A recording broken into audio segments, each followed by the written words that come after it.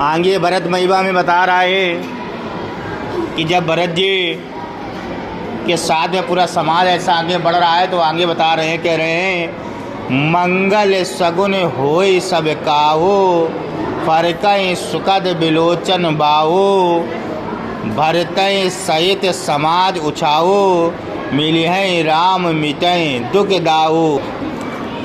करत मनोरथ जस जिय जाके, जाय सने सुरा सब छाके, शिथिल अंग पग मग डग डोलें, बेवल बचन प्रेम बस बोलें, राम सकात समय दिखावा, शैल श्रोमणि सहज स्वभावा, जासु समीप सरित पय तीरा, सिय समेत बसई दो वीरा, धे की करई सब दंड प्रणामा, कई जय जानकी जीवन रामा, प्रेम मगन अस राम समाजू, जन प्रिय अवध चले रघुराजू। इसके ऊपर दोहा एक दिया गया है, कई बासर बस प्रातई चले सुमिर रघुनाथ, राम दरस की लालसा भरत सरित सब साथ। दोनों को आप प्रसंग लिखेंगे। प्रसंग में क्या लिखेंगे कि भरत के साथ में जितने भी वासी थे वो सब राम के दर्शन के लिए उत्साहित हैं और उनके अंग अंग में राम नाम की रजभूमि रमी हुई है। इसके बारे में तुलसीदास जी यहाँ बता रहे हैं। अब देखो क्या है, दोहा कह रहा है तेई बासर बसी, भरत के साथ में सभी लोगों ने वहाँ पर विराम किया, मतलब वास किया, निवास किया। फिर प्रातः जब सुबह हुई, चले सुमिर रघुनाथ, रघुनाथ यानी श्री रामचंद्र जी का ध्यान करके वो लोग आगे बढ़े। रात्रि हो गई थी, संध्या हो गई थी, एक स्थान पर उन लोगों ने निवास किया, वास किया।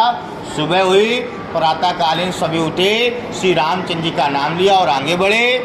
राम दरस की लालसा, राम के दर्शन करने की इच्छा, भरत सरित सब साथ, भरत के साथ में सभी लोग चल दिए। यानी भरत के साथ में सभी लोग राम जी के दर्शन की इच्छा लेकर के सभी लोग आगे चल दिए। अब आगे की बात बता रहा है कि आगे क्या हुआ। कह रहा है मंगल सगुन होई सब काहू, सभी के साथ में मंगल सगुन यानी मंगलकार होने लगे। जब कोई चीज़ हो, जैसे मंगलकार क्या होता है, कहा जाता है जब हम लोग के साथ अच्छा होता है या कोई हम लोग की बड़ाई करता है तो पुरुष की सीधी आँख और महिलाओं की उल्टी आँख फड़कने लगती है जब अच्छाई करता है, और जब बुराई करता है इसी के विपरीत होने लगता है। तो यहाँ पर सगुन कार हो रहा है, अच्छा कार हो रहा है, इसलिए सबके साथ में कुछ ना कुछ अच्छा होने लगा। आगे कह रहा है फरकई सुखद बिलोचन बाहू, फरकई फड़कने लगे, क्या? फरकई सुखद, सुख रूपी यानी अच्छे रूपी, बिलोचन बाहु, बिलोचन माने आँख, बाहु माने बाजू, फरकन लगे बिलोचन बाहु, आँख और बाजू दोनों फरकने लगे। जो महिलाएं थी उनका बायां पक्ष और जो पुरुष थे उनका दायां पक्ष क्या होने लगा? फरकने लगा।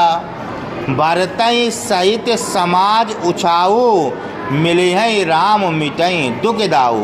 भरतई सहित, भरत के साथ में समाज उछाऊ, पूरा समाज ये जान गया या हर्षित हो गया। क्या जान गया? मिली है राम, कि अब पक्का राम जी मिलेंगे। अब मोहर लग गई, क्योंकि अच्छा संकेत होने लगा, शरीर भी संकेत दे रहा। तो कह रहे मिली है राम, की राम जी मिलेंगे। मिटई दुख दाऊ, जितना हम लोगों का कष्ट है वो सब मिट जाएगा, खत्म हो जाएगा। आगे कह रहा है करत मनोरथ जस जिय जाके, जो अपने मन में जैसी मनोरथ इच्छा किए हुए है। कह रहा है करत मनोरथ, जैसा मन में, जस जिय जाके, और जिसके जी में जो इच्छा है, मनोरथ यानी इच्छा है। जाय सने सुरा सब छाके, सुरा का मतलब है मधु, वह वैसा ही मधु का पान करेगा। यानी श्री रामचंद्र जी के जब दर्शन होंगे तो जिसके मन में जो जो इच्छा होगी वो उसी रूप की इच्छा से श्री राम के सामने दर्शन करके श्री राम रूपी मद का पान करेगा। वही यहाँ कह रहा है, ताई सने सुरा सब छाके, वही स्नेह रूपी मधु का पान वह उस समय छक के करेगा। और आगे क्या कह रहा है, शीतल अंग पग मग डग डोलई। श्री राम के दर्शन जब होने की इच्छा जागृत हुई, ऐसा स्वीकार हुआ तो सबका शरीर क्या हो गया, शिथिल हो गया। शिथिल होने का मतलब स्थिर हो गया। और पग मग, पग माने पैर, मग माने रास्ता, डोले माने डोलने लगे, यानी पैर सीधे नहीं पड़ रहे थे। जैसे मधु का पान करके व्यक्ति सीधे नहीं चलता, वैसे ही उन्होंने उस समय ये मान लिया कि हम श्री राम के नशे में हो गए हैं और उनके भी पैर सीधा नहीं पड़ रहा है।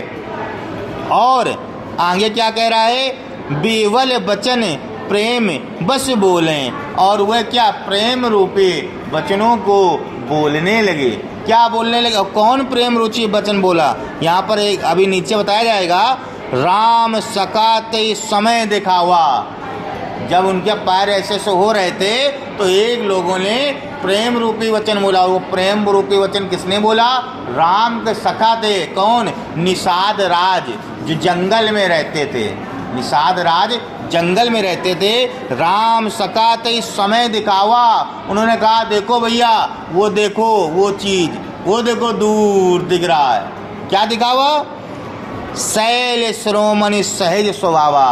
शैल माने पर्वत, श्रोमणि माने जहाँ पर वो रहते हैं, श्रोमणि सिर को मणि चमकने वाला पर्वत उन्होंने दिखाया। वो पर्वत कौन सा था, कामदगिरि पर्वत, जो इस समय चित्रकूट में है। चित्रकूट की बात हो रही है, ये समझो।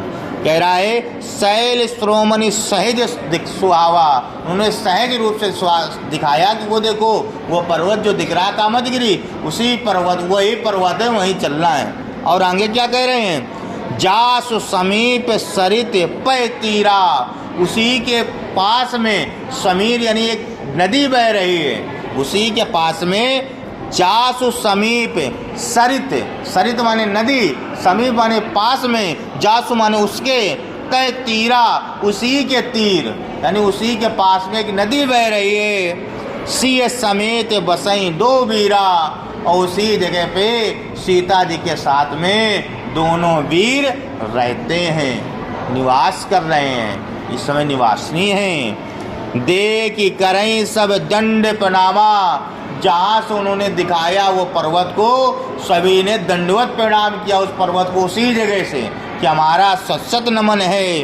कई जय जानकी जीवन रामा, और सभी लोग उसी जगह से जय श्री राम, जय जानकी माता, इनका जयकारा लगाने लगे। प्रेम मगन अस राज समाजू, वह पूरा समाज राम के प्रेम में मग्न हो गया। जनु फिर अवध चले रघुराजू, ऐसा लगा मानो जैसे श्री रामचंद्र जी अयोध्या वापस आ गए हो। अब पूरा एक बार बता दें, पूरा एक बार समझ लो भाई। कह रहे हैं कि सभी लोगों ने, भरत के साथ में सभी लोगों ने रात्रि में निवास करने के बाद प्रातःकालीन श्री रामचंद्र जी का नाम लेकर के श्री राम के दर्शन की लालसा में भरत के साथ में सभी लोग आगे बढ़े। जैसे ही वो लोग आगे बढ़े वैसे उनके साथ में मंगल संकेत होने लगे। पुरुषों के बाएं और स्त्रियों के दाएं आँख और हाथ फरकने लगे। भरत के साथ में सभी लोग हर्षित हो गए कि अब पक्का रामचंद्र जी के दर्शन होंगे और हमारे दुखों का अंत हो जाएगा। जिसके मन में जैसी इच्छा थी वह सोचने लगा, राम के दर्शन होने से मैं उस इच्छा रूपी मधु का पान करूँगा। और जब मधु का पान कर लेने से, राम रूपी मधु का पान कर लेने से उनका शरीर शिथिल हो गया और रास्ते में पैर सीधे नहीं पड़ने लगे। और क्या हुआ, उनके उसी समय निषाद राज ने प्रेम भरे शब्दों से कहा कि देखो वह जो है कामदगिरी पर्वत दिखाई दे रहा है, उसी के पास में नदी बहती है। वहीं पर सीता, रामचंद्र जी और दोनों वीर भरत, सीता, राम और लखन वहाँ पर निवास करते हैं। सभी लोगों ने जब उस पर्वत को देखा तो उसी जगह से उसको साष्टांग प्रणाम किया और जानकी राम की जयकार लगाने लगे। सभी पूरा समाज जो था वो श्री राम जानकी के प्रेम में डूब गया, मानो जैसे श्री राम अयोध्या वापस आ गए हों।